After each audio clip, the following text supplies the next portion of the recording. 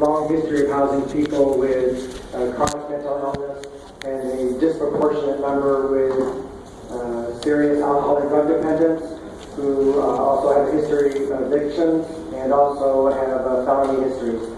They are the group that are the hardest to house.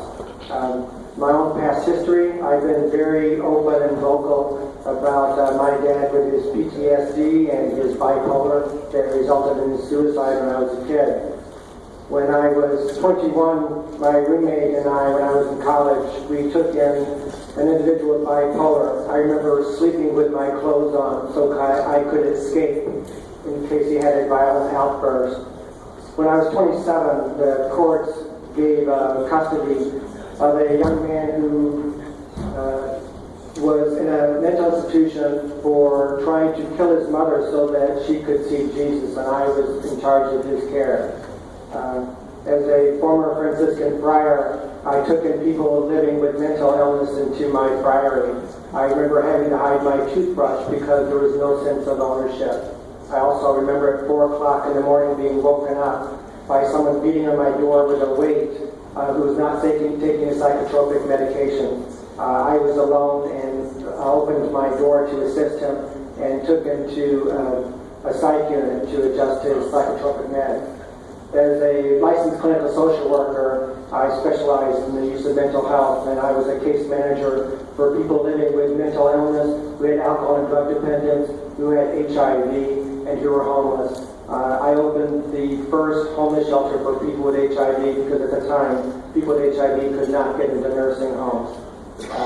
So by all means, I welcome this conversation, and I think it's a conversation that's long overdue.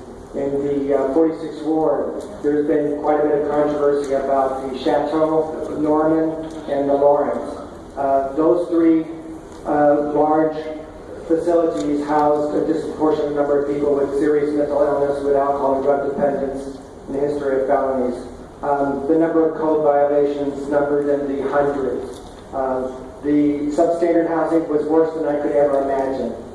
I say all this because with Uptown having the highest concentration of people living with mental illness, and with Cook County Jail housing the most people with mental illness in the United States, I have serious concerns about this SRO ordinance. My concern is that we are promoting a failed model.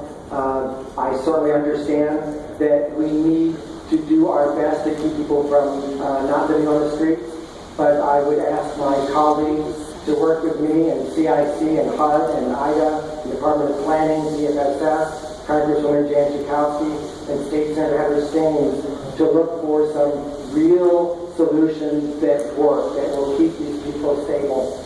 I realize that I will be highly criticized for wanting to vote no, but I've always believed in walking the walk rather than just talking the talk. So I say that anyone who has done more than I over the past 4 decades to advocate for people living with mental illness, please cast the first stone. With that, I vote no, but I respect my colleagues. Thank you. Thank you. Moving on to the regular order of the agenda. Item 1, Department of Transportation, an ordinance approving the acquisition authority